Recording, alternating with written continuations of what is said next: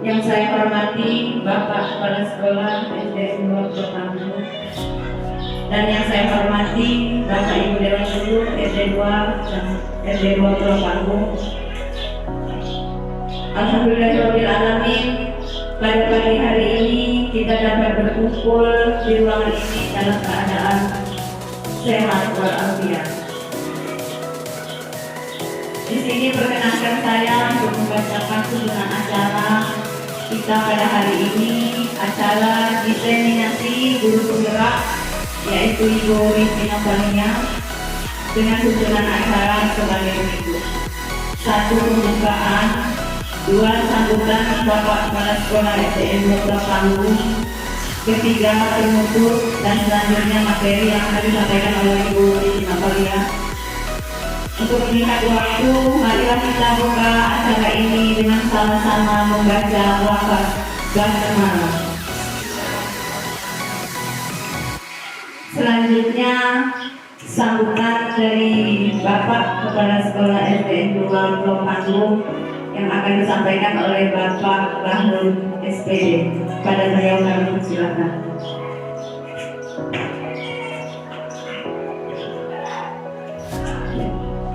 Assalamualaikum warahmatullahi wabarakatuh. Rekan Dewan Guru di 2 Propangu yang saya hormati, terutama yang menjaga kerja dan hidup bersama dari sekolah, di mana di dalam sekolah ini bisa diberi beberapa kesempatan dan diberi kesehatan dari sehingga kita berkumpul di ruangan tanpa di 20 tahun ini dan merangka budaya positif,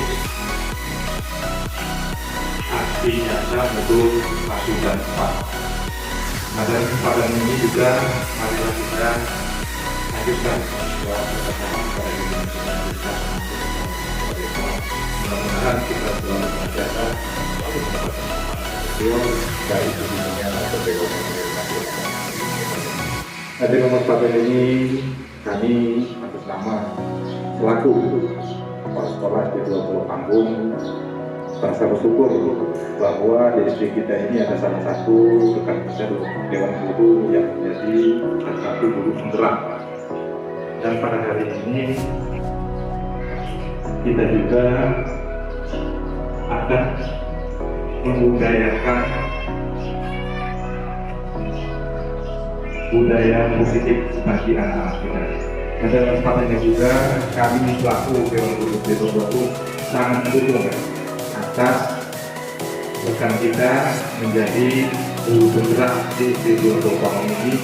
Insyaallah dengan ada guru penggerak ini segala sesuatu di diri akan berjalan dengan baik, akan lebih kenyamanan sehingga kita dapat melaksanakan aktivitas kita sehari-hari dengan adanya kolaborasi antara kita dengan guru penggerak di 2 Propangu ini. Mudah-mudahan guru penggerak berjalan dengan baik sesuai dengan harapan kita seluruh Dewan Guru di 2 Propangu. Mungkin sekedar itu yang dapat saya sampaikan mewakili rekan Dewan Guru atau sekolah di 2 Propangu. Atas perhatiannya kami ucapkan terima kasih. Wabillahi taufiq. Wassalamualaikum warahmatullahi wabarakatuh.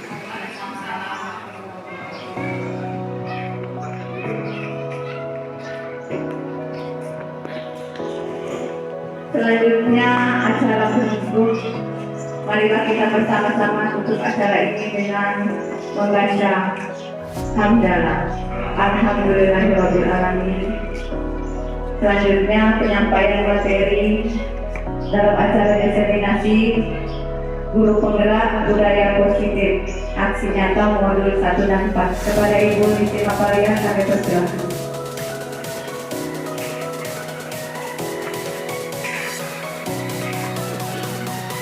Terima kasih.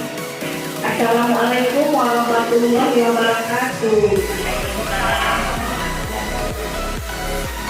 Yang saya hormati Bapak Kepala SDN 2 Propangu, yang saya hormati Bapak Ibu Dewan Guru SDN 2 Propangu.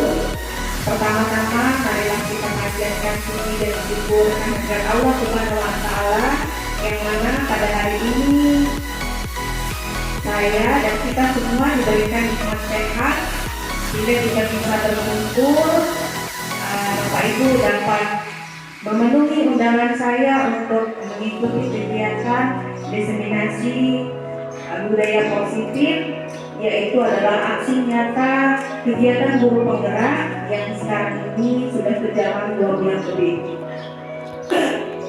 Selanjutnya salawat beserta salam semoga tetap tercurah kepada kita Nabi Muhammad Sallallahu Alaihi Wasallam.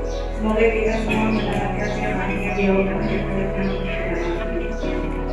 Bapak Ibu, kegiatan aksi nyata ini adalah imbas dari kegiatan dari grup penggerak, di mana memang setiap setelah mengumpul itu harus ada aksi nyata. Ini adalah bentuk aksi nyata yang benar-benar ilmu yang didapatkan dari kegiatan grup penggerak itu harus dilaksanakan di tempat kita bekerja. Ini adalah salah satunya. Dan kegiatan ini durasinya cukup panjang Bapak Ibu. Dalam video itu kami diminta untuk menjelaskan kepada Bapak Ibu tentang kurang lebih 1 jam materi kegiatan budaya positif. Bapak Ibu, di sini saya bukan bermaksud untuk menggurui, tapi di sini kita adalah berbagi praktik baik. Ilmu yang saya dapatkan dari pendidikan guru penggerak, saya tularkan kepada Bapak Ibu, bukan berarti menggurui, tetapi supaya sama-sama kita mendapatkan ilmu pengetahuan yang baru. Selanjutnya Bapak Ibu, saya sudah mengusahakan untuk adanya proyektor, tetapi usaha saya tidak membuahkan hasil sehingga saya tidak mendapatkan proyektor. Nah, saya mensiasatinya dengan mengadakan laptop di depan Bapak Ibu. Nah, yang nanti fungsinya adalah untuk memutar video contoh-contoh kegiatan budaya positif. Dan di depan Bapak Ibu juga itu sudah ada modul, itu rangkuman modul. Bapak Ibu bisa baca-baca, itu adalah rangkuman modul 1.4 tentang budaya positif. Di sini saya akan menjelaskan ya Bapak Ibu, kita di sini sama-sama belajar supaya ada keterkaitan antara budaya positif yang didapat oleh saya selama pendidikan dan pengimbasnya kepada Bapak Ibu. Di sini Bapak Ibu ada rangkuman budaya positif, di situ Bapak Ibu bisa membaca. Saya juga akan menjelaskan. Budaya positif itu sangat penting Bapak Ibu dilakukan di sekolah kita. Kenapa kalau adanya budaya positif? Supaya kita merasa nyaman di sekolah, kita merasa tenang, enjoy, menikmati semua pekerjaan kita kepada anak. Apalagi sekarang ini kurikulumnya sudah merdeka. Merdeka bukan berarti anak itu bebas untuk belajar sesuai dengan keinginan hati mereka, tapi kita sebagai guru adalah memfasilitasi anak sesuai dengan minat dan bakat anak-anak itu tersebut. Bukan berarti mereka kurang ajar, kita merdekakan, kita mendukung kegiatan-kegiatan anak yang negatif, bukan seperti itu. Paradigma kegiatan guru penggerak itu merdeka belajar itu artinya kita sebagai fasilitator, guru bertindak sebagai fasilitator, bukan lagi kegiatan pembelajaran itu berpusat pada guru.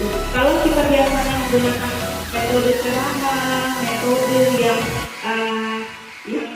sudah lama, itu mungkin itu akan kita kurangi dengan adanya merdeka belajar supaya kegiatan pembelajaran itu berpusat kepada anak yang lebih aktif mengikuti kegiatan pembelajaran. Misalnya kita memberikan materi tentang bangun datar. Nah, di sini kita bisa mengelompokkan anak, memberikan tugas kepada anak bagaimana caranya. Yang ini kita tugaskan kelompok, kita beri jaring-jaringnya, anak yang merangkainya. Jadi kita tidak diminta harus begini harus begitu, anak selalu mengikuti kita, tapi biarkan anak yang berkembang dengan pola pikirnya, kita yang sebagai fasilitator. Dan selanjutnya Bapak Ibu, budaya positif ini harus kita kembangkan. Kenapa? Selain ada kenyamanan, tentu di sekolah kita banyak sekali permasalahan-permasalahan. Contohnya, permasalahan itu ketika anak berantem, apa yang harus guru lakukan sebagai fasilitator atau penenang? Di sini ada, nanti akan saya jelaskan satu persatu. Bapak Ibu bisa membaca di modul dalam membangun budaya positif, sekolah dapat menyediakan lingkungan yang positif, aman, nyaman agar siswa mampu berpikir, bertindak, dan menciptakan dengan merdeka, mandiri, dan bertanggung jawab. Selanjutnya, jika ingin membuat kemajuan perlahan, ubahlah sikap atau perilaku kita. Jika kita ingin memperbaiki cara-cara utama kita, maka kita perlu mengubah kerangka acuan kita. Ubahlah cara kita melihat dunia, ubahlah cara kita berpikir tentang manusia, ubahlah paradigma kita, skema pemahaman dan penjelasan aspek-aspek tertentu tentang kenyataan. Bapak Ibu, silakan Bapak Ibu lihat di modul. Di sini ada stimulus respon tentang teori kontrol pandangan tentang dunia. Apa sih pandangan kita tentang dunia itu? Di sini ada realitas atau kebutuhan kita sama. Memang betul kita mempunyai kebutuhan yang sama. Kita membutuhkan makan, kita pekerjaan dan sebagainya. Kemudian teori kontrol tentang dunia adalah realitas kebutuhan kita berbeda. Ini kembali lagi dengan anak. Walaupun anak itu duduk sama-sama di kelas 4 dengan umur yang sama-sama katakanlah 9 atau 10 tahun, tapi kebutuhan anak tidak sama. Kebutuhan anak-anak kita berbeda karena anak-anak kita itu keluar dari lingkungan yang berbeda, pendidikan di rumah yang berbeda dan sebagainya. Selanjutnya, semua orang melihat hal yang sama. Nah, ini juga stimulus ini. Kalau kita memberikan materi tentang matematika 1 dikali katakanlah 10 dikali 3, kita memang melihatnya sama. Tapi kalau kita menggunakan teori kontrol, anak itu berpikirnya bisa macam-macam. Bagaimana jalannya? Tidak melulu 10 dikali 5 itu 10 kali menyebutkan 5, tapi anak bisa mencari jawabannya dengan 5, 15, aku berikan 10, 10 seperti itu. Selanjutnya, perilaku buruk dilihat sebagai suatu kesalahan. Nah, di sini juga kita sering sekali menemukan anak yang bertingkah laku buruk itu adalah anak yang salah, anak yang badung. Tetapi belum tentu. Mungkin mereka itu ada sesuatu kekurangan dari rumahnya. Mungkin mereka kurang kasih sayang atau tidak ada perhatian dari orang tua, sehingga ketika sampai ke sekolah mereka membuat onar. Itu semata-mata ingin mencari perhatian.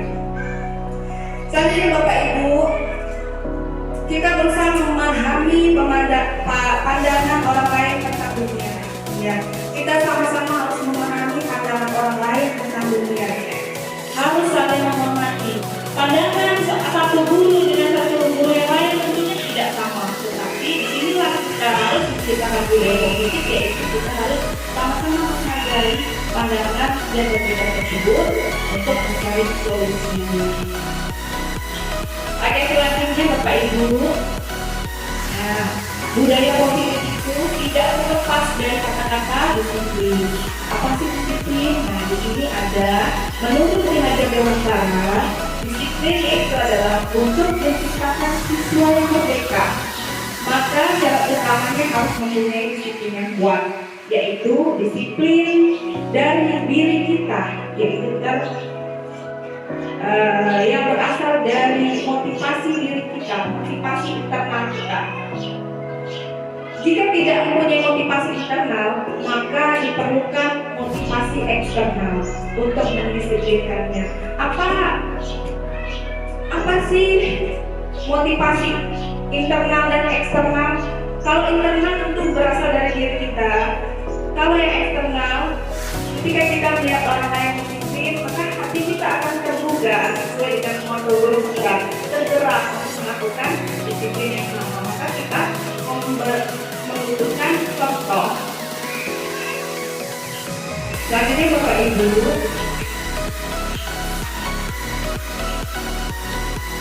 apa sih yang menjadi motivasi perilaku manusia? Ada 3 hal yang menjadi motivasi perilaku manusia menurut Diana Gordon, yaitu 1, untuk menghindari ketidaknyamanan atau hukuman.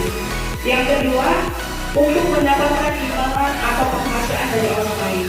Dan yang ketiga, untuk menjadi orang yang mereka inginkan dan menghargai diri sendiri dengan nilai-nilai yang mereka percaya. Apa sih tujuan disiplin positif?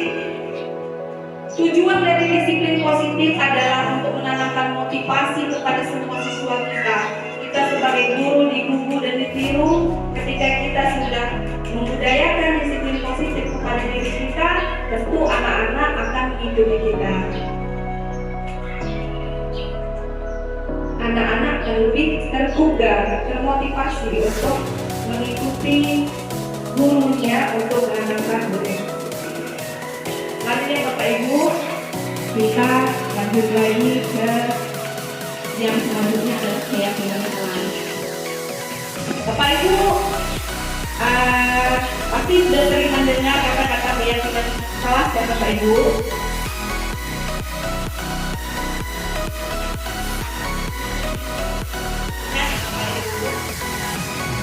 Ya, apa sih keyakinan kelas itu? Nah, disinilah budaya positif kita itu ada keyakinan kelas itu adalah nilai-nilai kebaikan atau prinsip yang sudah kita sepakati. Nah, di awal tahun ajaran kita harus membuat keyakinan kelas. Misalnya di kelas 1, di kelas 2, di kelas 3, di kelas 4. Ada nilai-nilai yang kita sepakati dengan anak-anak. Keyakinan kelas. Misalnya di kelas 1, anak-anak ketika ibu sedang berbicara atau menjelaskan, anak-anak diam. Nah, di situ kan ada nilai-nilainya, nilai menghormati, nilai menghargai.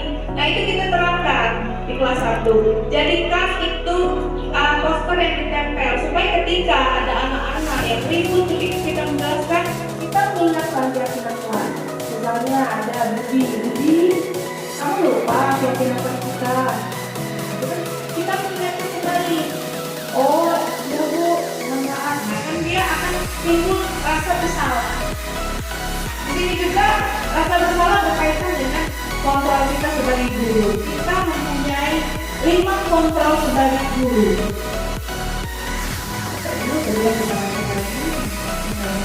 Kelima kontrol kita sebagai guru.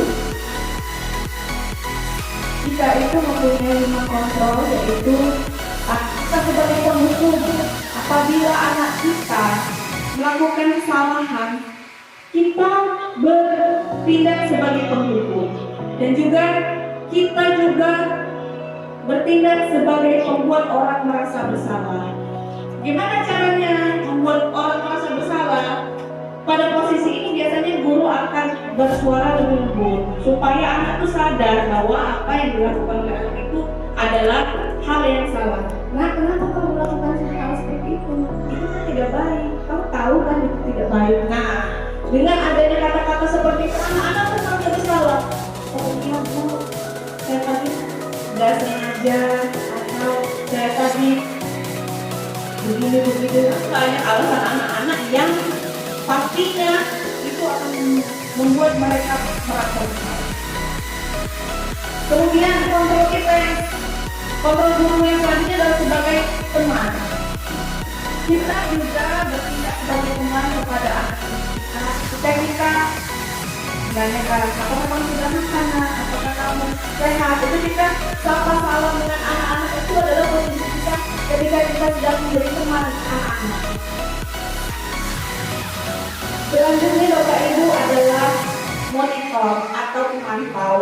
Posisi pemantau berdasarkan peraturan dan konsekuensi dengan memisahkan hubungan pribadi.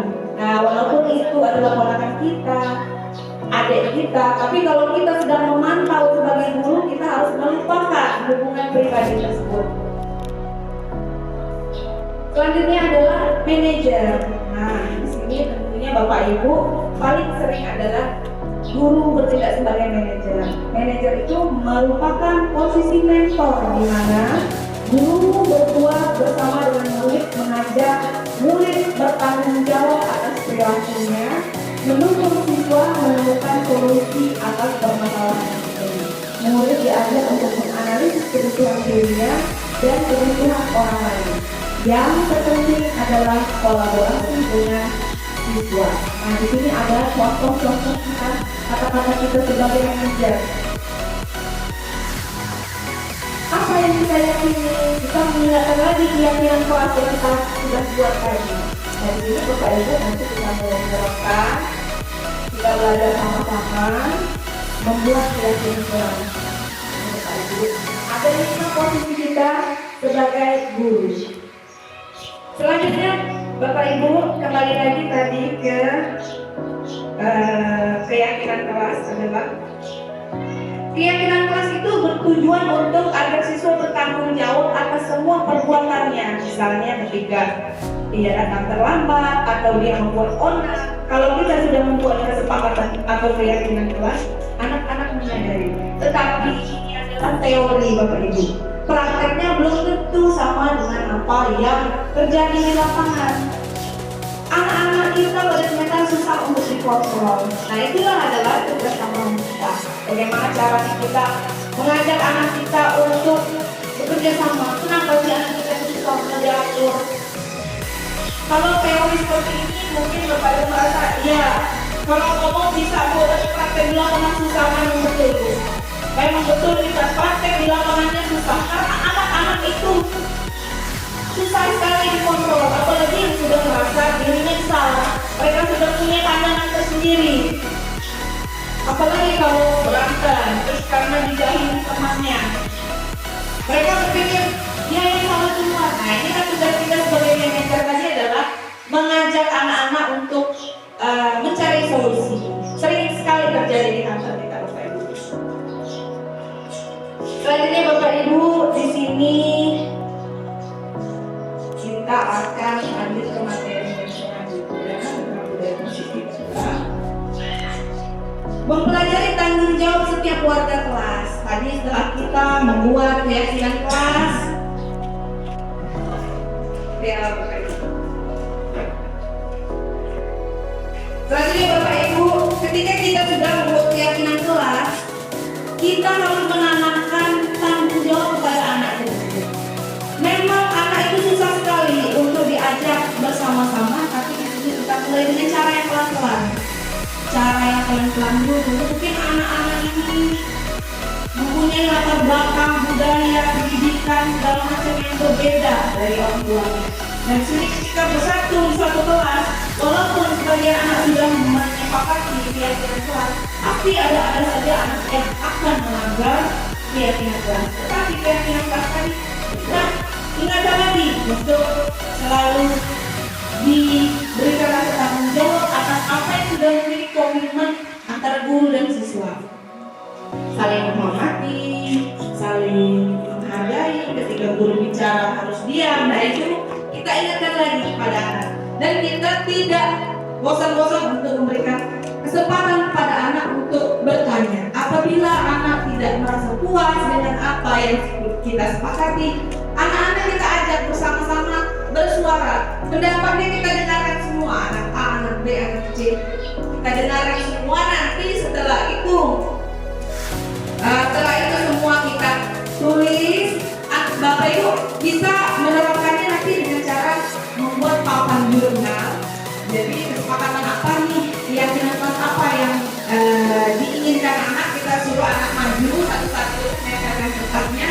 Dari itu bisa kita rapor, kita buatkan keyakinan. Tidak perlu banyak-banyak Bapak Ibu. 3 atau 4 itu sudah cukup. Kalau itu dilaksanakan dengan baik, maka insya Allah sekolah kita akan lebih baik. Selanjutnya Bapak Ibu, apa sih? Kenapa harus ada budaya positif? Kenapa harus menerapkan budaya positif? Karena kita mempunyai ada 5 kebutuhan dasar manusia. Nah, ada 5 kebutuhan dasar manusia, apa aja sih? Ayo Bapak Ibu silahkan putar video yang ada di laptop itu untuk mengetahui apa sih yang dimaksud dengan kebutuhan dasar manusia. Silakan Bapak Ibu untuk diklik video yang sudah tampil di layar.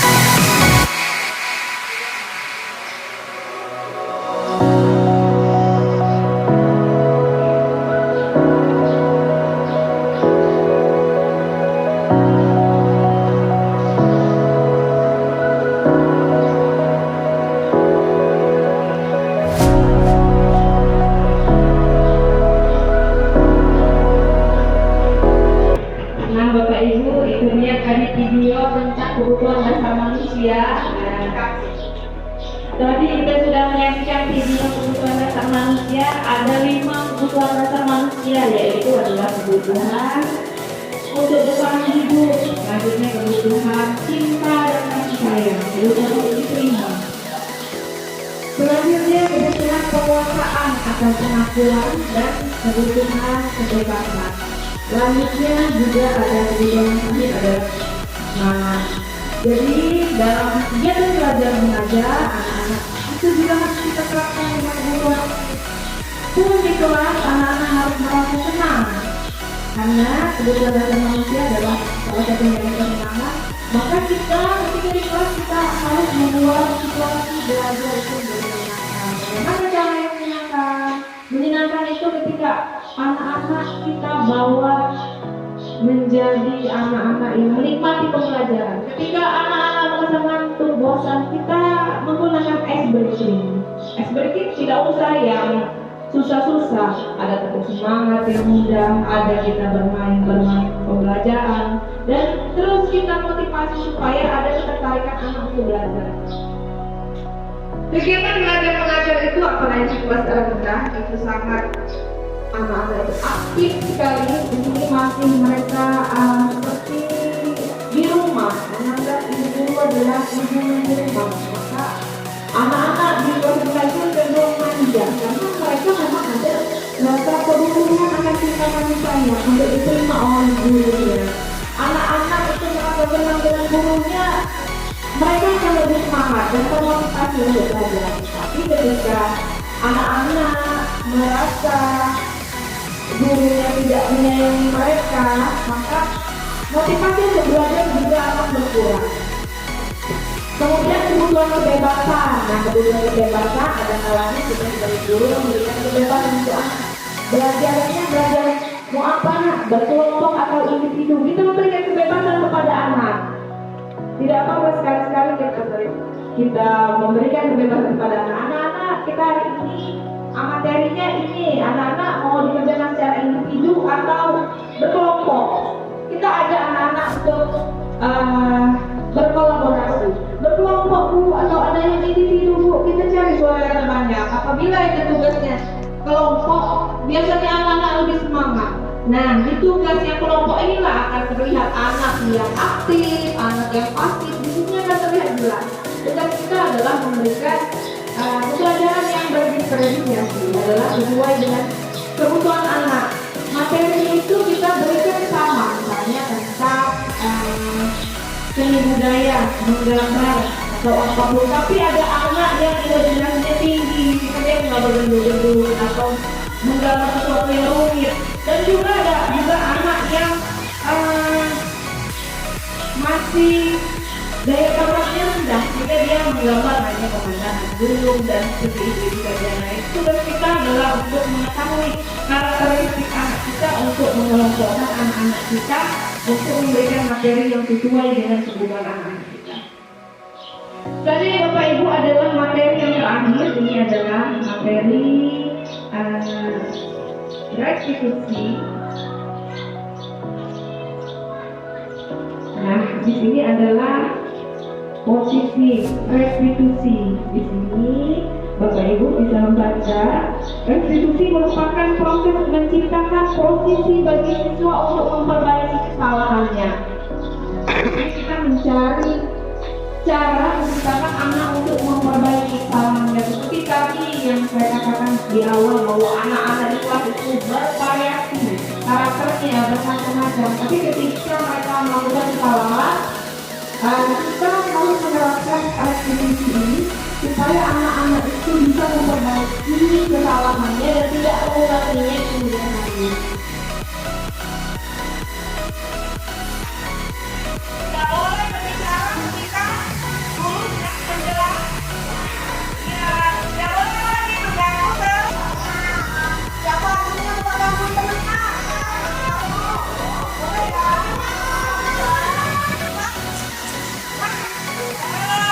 Sudah dikeluarkan semua bukunya?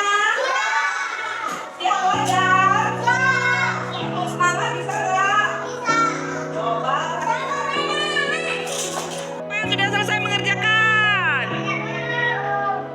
tunjuk tangan bagus. Nah, bagus. Pintar.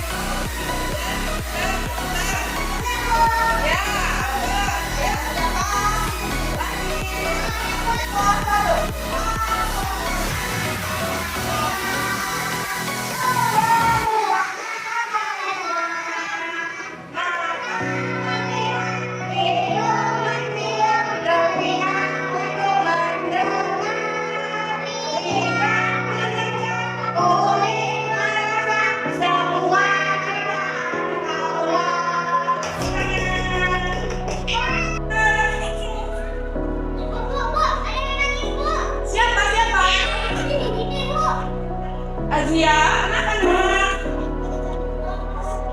Ya ampun, yang mana? Ini.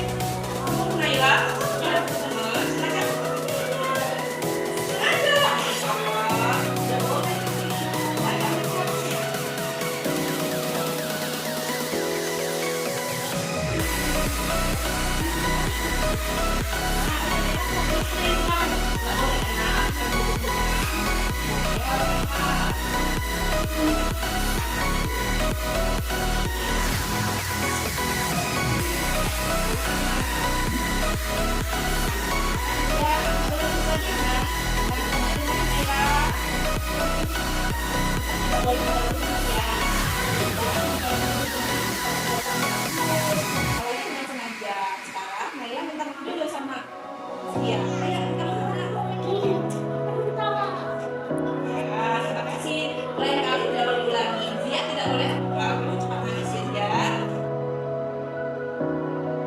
Apa sih ciri-ciri restitusi? Nah, di sini ada beberapa ciri restitusi. Yang pertama, restitusi itu bukan menebus kesalahan, tetapi untuk belajar dari kesalahan.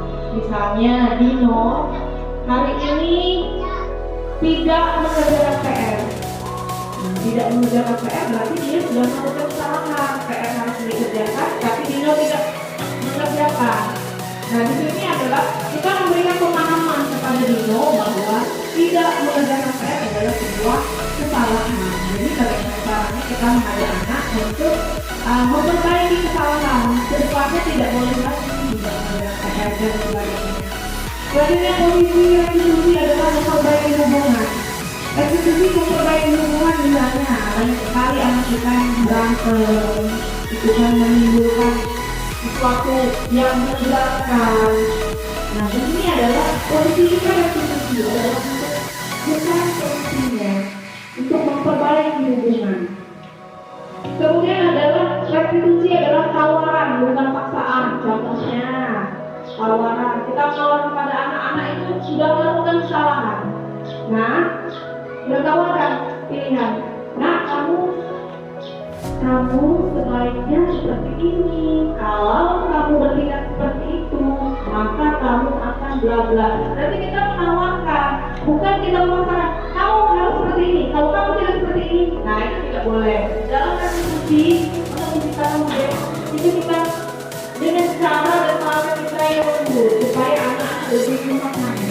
Apapun yang kita sampaikan dengan cara yang lembut, cara yang baik, orang lain pasti akan menghargai apa yang kita katakan, akan tersentuh hatinya. Tapi ketika kita, anak-anak kamu seperti ini, belajar ini, kalau nggak kamu jangan mau lagi. Nah, itu anak-anak akan ketakutan. Nah, maka kita harus menerapkan restitusi ini dalam kegiatan-kegiatan. Restitusi yang lainnya adalah menuntut untuk melihat ke dalam diri. Nah, kita tadi seperti yang posisi kontrol tadi adalah membuat anak merasa bersalah. dalam anak itu supaya anak itu bisa merupakan ataupun kesalahannya bisa disadarinya tanpa paksaan. Dia bisa menyadari kesalahannya itu tanpa adanya paksaan atau tekanan. Selanjutnya adalah restitusi mencari kebutuhan dasar yang mendasari tindakan. Contohnya, misalnya Dino lagi nih, Bapak Ibu, Dino menarik jilbab temannya. Nah, dalam posisi kita sebagai restitusi, kita tidak bisa langsung serta-merta menyalahkan Dino. Pasti ada dasar dari tindakan yang dilakukannya, dia diejek atau sebagainya.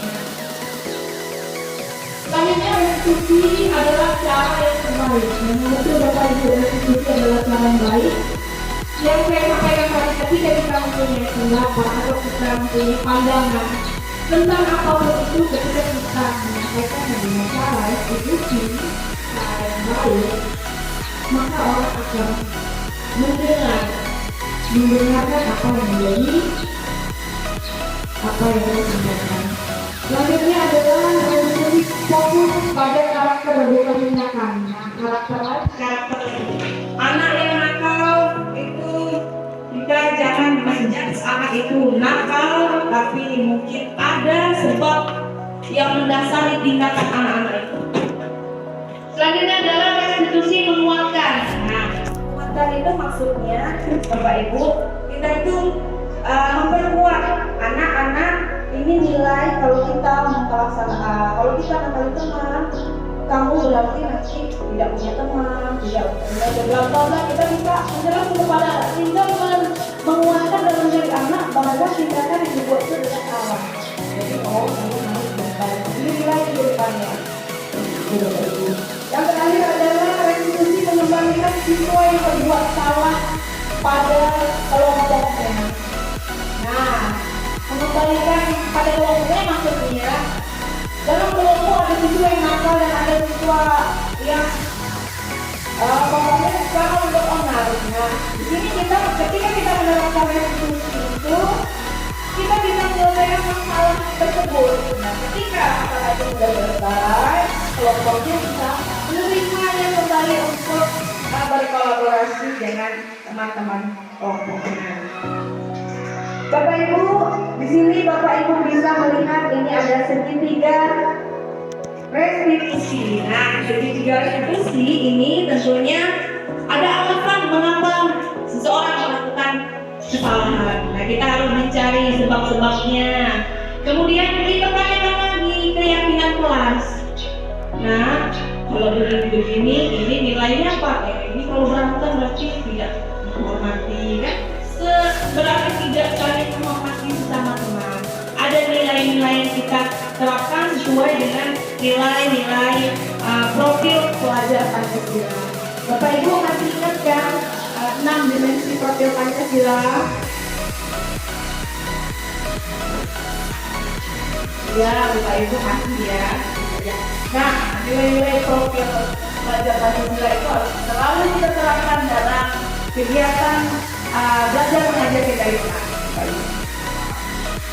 Kemudian Bapak Ibu, ini adalah segitiga restitusi adalah satu, itu adalah memvalidasi tindakan yang salah. Kita harus ini salah, tapi kita harus mencari dulu alasannya supaya bisa valid. Oh, anak ini benar-benar salah. Nah, kemudian adalah kita ada menanyakan keyakinan. Keyakinan tadi yang disampaikan, kalau salah itu kita, nah kamu seperti ini itu adalah salah, kita berikan. Kemudian menstabilkan identitas anak-anak yang sudah kita judge salah dan kita stabilkan lagi, kita kembalikan lagi dia kepada kelompoknya supaya dia kembali pada seperti biasanya. Oke, di sini Bapak Ibu, itu dia adalah rangkaian materi-materi yang dapat kita terapkan dalam budaya positif di lingkungan sekolah. Semoga apa yang saya sampaikan tadi kita sama-sama bisa belajar untuk menerapkannya sedikit-sedikit. Saya pun belum memahami 100%, tapi setidaknya ada yang tindakan yang nyata pada kita untuk lebih baik dalam kegiatan belajar mengajar sesuai dengan tujuan pendidikan itu. Terima kasih atas perhatiannya Bapak Ibu. Apabila ada yang bertanya silakan Bapak Ibu. Ibu Angel, silakan Ibu Angel.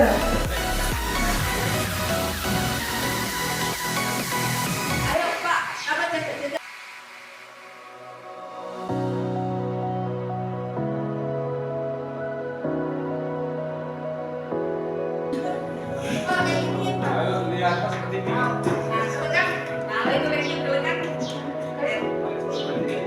Assalamualaikum warahmatullahi wabarakatuh.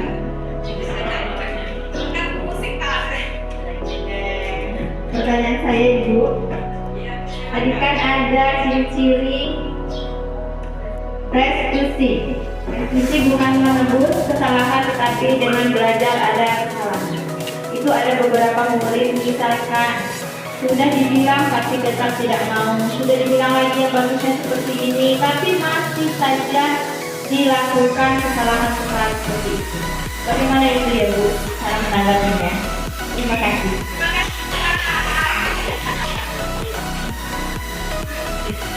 Terima kasih kepada Ibu Ria, pertanyaannya bagus sekali. Bagaimana Bu ketika ada anak yang sudah dibilang masih terus melakukan kesalahan? Nah, kita harus melihat dari karakter peserta didik kita itu sendiri Ibu ya. Bisa jadi dia itu dari latar belakang keluarga yang seperti saya bilang tadi, kurang perhatian sehingga ketika di sekolah mencari perhatian Ibu Ria. Seperti itu Ibu Ria. Jadi kita harus terus-menerus memberikan pemahaman, memberikan pengertian kepada anak yang berbuat salah itu. Kita tidak bosan-bosan memberikan pengertian kepada anak tersebut. Ada lagi Bapak Ibu, silakan.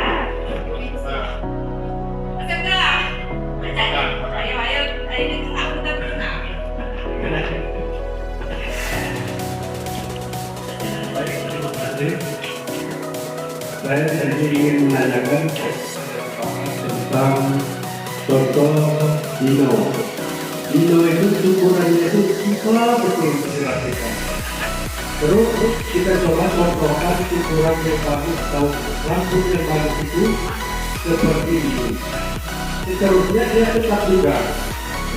Sebagai kami tuan guru akan terus berusaha agar ukuran barunya sesuai dengan seorang murid atau seorang pelajar. Gimana solusi dari kembali ini? Terima kasih. Assalamualaikum warahmatullahi wabarakatuh.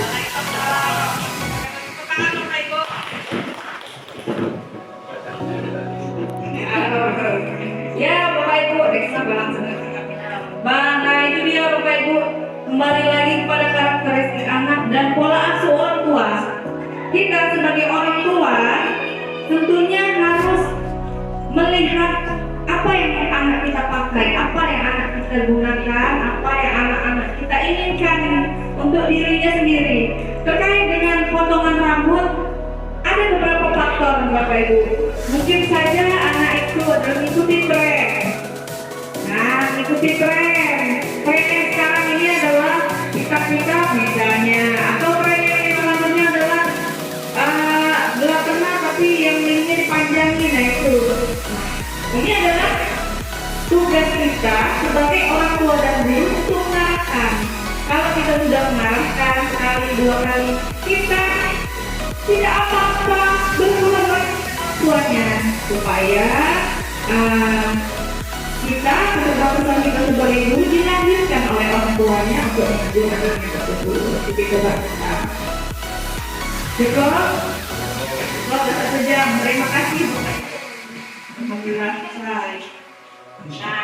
Terima kasih Bapak Ibu atas waktunya yang sudah diluangkan untuk saya dalam kegiatan aksi nyata budaya positif yang ada di lingkungan SDN 2 Pulau Panggung. Mudah-mudahan apa yang kita pelajari hari ini bisa kita terapkan bersama-sama dan kita menjadikan SD 2 Pulau Panggung ini SD yang maju, berkarakter, profil pelajar Pancasila. Amin ya rabbal alamin. Terima kasih Bapak Ibu. Saya akhiri dengan taufiq wal hidayah. Wassalamualaikum warahmatullahi wabarakatuh.